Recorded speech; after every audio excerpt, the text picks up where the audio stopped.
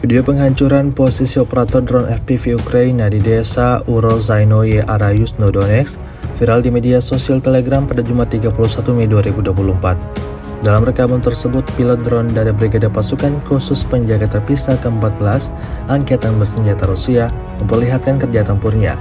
Hantaman keras diarahkan ke sebuah bangunan yang menjadi tempat tentara Ukraina bersembunyi.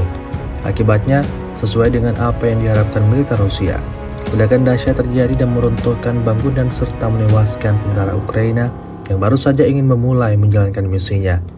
Hingga video ini beredar, beragam komentar dituliskan warganet.